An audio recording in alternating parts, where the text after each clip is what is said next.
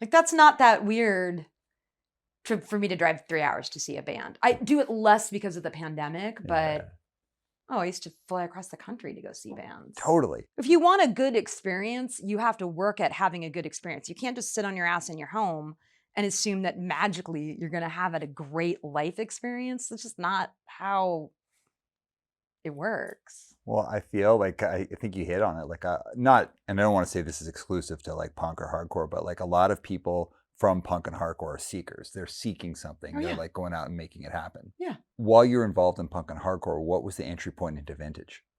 Oh, I mean, you don't want to look like anybody else, right? It's the early 80s, so everything is pastel and fluffy and girly and lacy, and that is not at all. So, it's the Midwest, it's cheap, right? So like I used to go to thrift stores, would be like the 10-cent rack, the 25-cent rack, the 50-cent rack. And if something was $2, you'd be like, $2? But I made $3.35 an hour. So that's almost it's like an hour and a half of work, or less than that, right? So I think, you buy 40s black dresses and you cut them really short, or you're buying, 70s maxi dresses and you're cutting them into minis. I mean, I destroyed so much cool clothing because there's tons of it. The 70s is not that far away from like 84. Like it just happened. Yeah. So, I mean, I destroyed bell bottoms that people would kill for now because they had schlitz on them. But you're not going to wear a bell bottom. You're a punk rocker. You're going to cut them off and you're going to make them into shorts. Right. I had like every weird beer shorts at like 15. That's a part of it, right? Yeah. Is just like going into really bad parts of town that like your parents would freak out. And honestly, like if you're from the Midwest, you kind of learn like mind your own business, leave people alone, let them do what they're doing. Most of the time, they will let you do what you're doing and you go about your business. Yeah. And I've never really had that much of a problem. If you know how to be respectful, you can go into different cultures, you can go into different neighborhoods, acknowledge the people that are there, say hello or good morning, nod. Most people will leave you alone overall. So you're out there, you're seeking out music, but you're also seeking out clothing and part of that whole thing.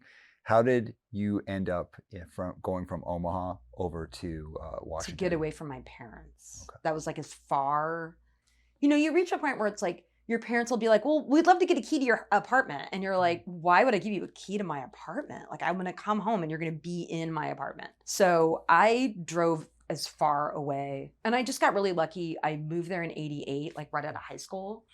And the grunge scene was literally just about to happen in another, year or two.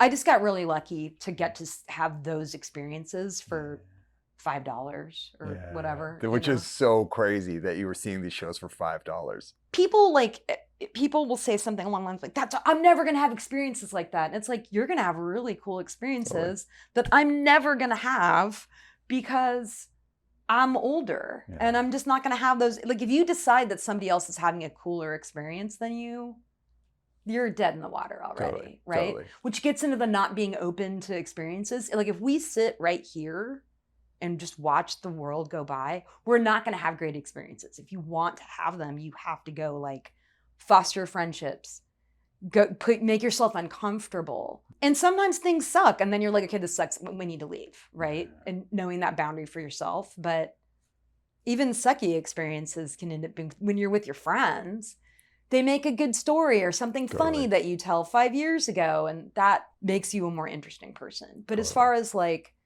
you want to look different. You want to be different.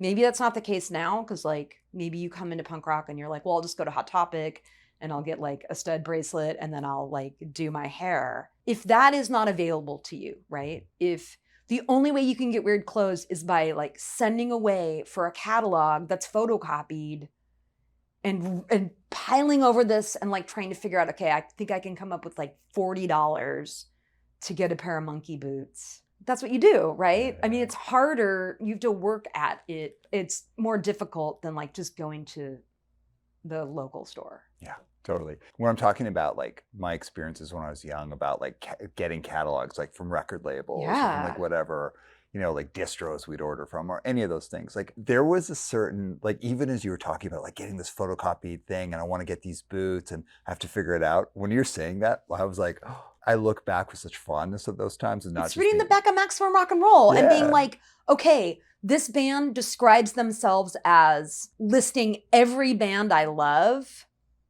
but you're going to send away for a record that might not sound anything like those bands at all, or you're going to join a band because they are like MC5 and Negative Approach and a bunch of other stuff. And you're like, oh, I like all those bands. Like that could be a cool band or the shittiest band Totally. ever. And you have to take that risk of like, okay, I'm going to send this dipshit $5 and hope that he has his shit together to send me a record, which, I mean, I've definitely sent money to somebody where I'm like, I'm never going to see that again. Yeah. Like, it's never going to happen. But I love that, like, like everything you're saying, I'm like, totally. Like, you have to work at it. We have to work at it, but also you've got to take a leap of faith. You just got to go out and try stuff. But all of that stuff, when I think about it now, I don't want to ever say like, if a younger person's watching this, it's like, oh, well, because you have more access to stuff, you have a lesser experience. No. It's just a different experience. No, it's a different, you got to work. You can't sit in your house though. Totally. But it was magical having to hunt things down. Oh yeah. You still have to do that now. I mean, so now when I go to like house shows or underground shows at the age that I'm at now, I just pretend like I'm somebody's parent. If you walk in with that attitude of like, yeah, I'm the drummer's mom, like get the fuck out of my way. No one questions like, why are there old people at the show? And you'd go to shows and there'd be somebody like 30 there and you'd be like, what is a 30-year-old doing at the show with all these like 21-year-olds? And it's like, maybe they're here because they really like music, right? Yeah. That is not how your 21-year-old brain or 22-year-old brain works. But now that I'm in my early 50s, if I want to go to a show and somebody has their entire backpack full of beer and they're smashing into me, I'm like, hey, like I'm trying to see my kid's band. Stop hitting me with your beer. They're immediately like, oh, sorry, here, let me get out of the way. My opinion on all ages shows is different now, or the way I come at it is different. Like I remember when I was like 16 or 17, I was like, all ages shows because I wanted to be able to go to the show. And now I'm like, no, all ages shows. Like, it's okay that I'm here. I'm in my late 40s. Yeah. Remember, it's all ages. But if there's a band that you want to see that's opening for another band and that's where they're playing near your town and you want to see them, that's still a life experience, right? I mean, I haven't been to a straight edge show for a while, but I went and saw a band that I love that opened up for Power Trip. I'm not a Power Trip fan, but I don't care. And I literally said to my boyfriend, he's like, why would I want to do that? And I was like, well, we're going to go see Destruction Unit. That's why we're going to go. Yeah. All the kids were like, what are those two 50-year-olds doing at this show? Okay, so you moved to Seattle. 88. 88. So you make the leap there. What were you doing when you got there?